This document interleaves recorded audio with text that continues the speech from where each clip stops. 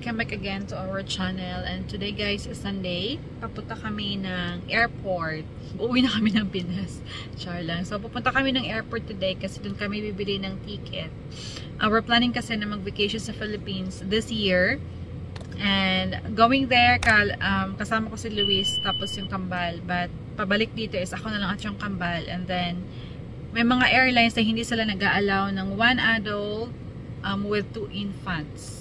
Palsa na yung kunin namin kasi hindi sila nag-a-allow. Yung palis nila is 1 adult and 1 infant. So, merong airlines, which is China Airlines, that okay sa kanila yung 1 adult with 2 infants. Kumuha kami ng ticket online, pero hindi pala pwede. So, tumawag ako sa kanilang service center or customer service, tapos sabi ng babae na we must go sa travel agency o kaya sa airport mismo doon kukuha ng ticket. And today we decided to go there at doon kami kukuha ng ticket. So hindi namin alam kung magkano yung price, but for sure one of the twins ay babayaran namin kasi kukuha kami ng seat. Yung isa kasi will be in the car seat, ilagay siya sa seat, and then yung isa naman will be in my lap. So, i-update ko kayo later guys kung magkano yung ticket ng 1 adult kasama yung 2 infant from Philippines papunta nga dito sa LA.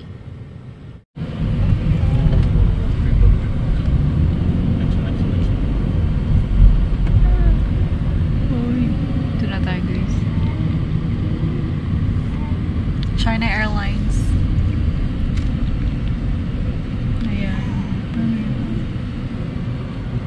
Park muna tayo. Yan ang ingay ng turn sa likod.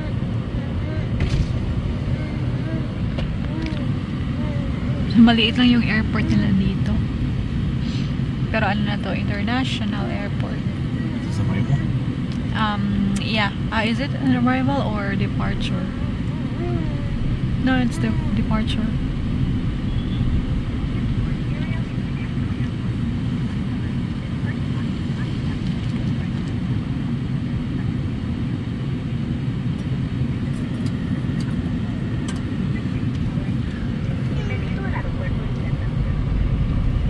Hanap muna tayo ng parking tapos punta sa loob.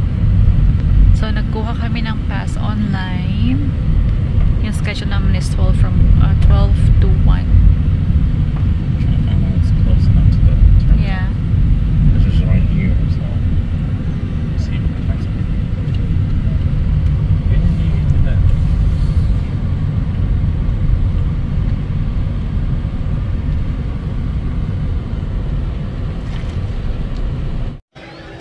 Ayan guys, nandito na po kami sa loob.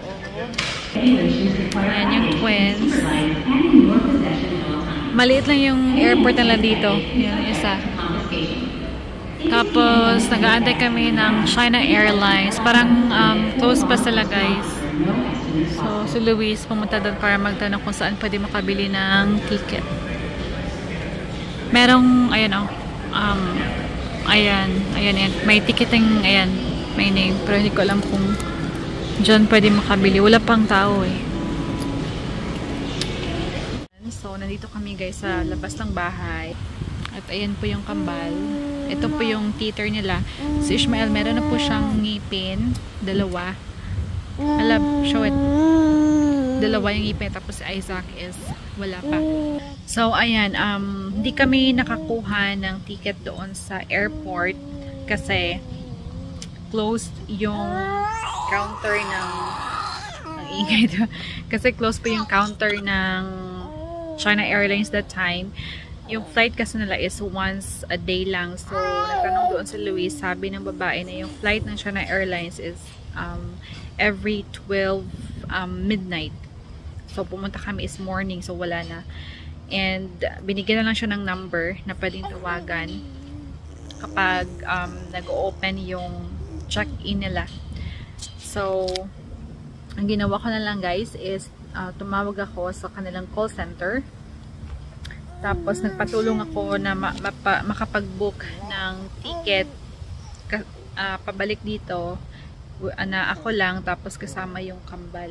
Kasi sa ibang airlines hindi sila pumapayag na one adult tapos 2 infant. So sa kanila is yung policy nila is 1 adult and 1 infant lang. Yung plans na namin is Philippine Airlines para direct na.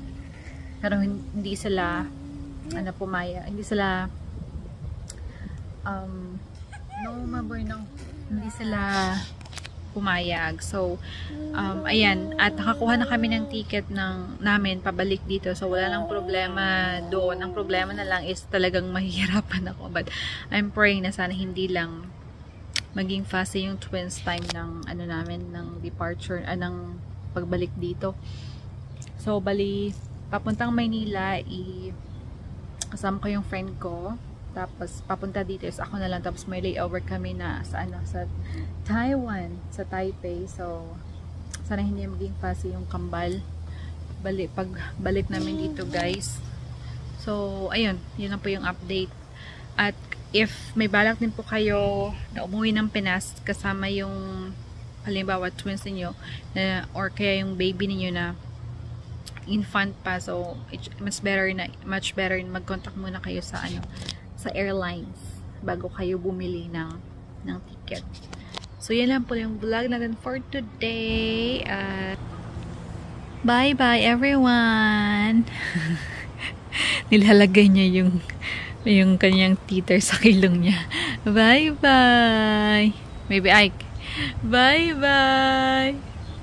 Dito kami sa labas kasi masarap yung dito, yung hangin. Compare sa loob na mainit. Ayun. Oh, ayan. Di ba maingay? So, bye-bye everyone! Bye-bye everyone! Bye! Bye! God bless!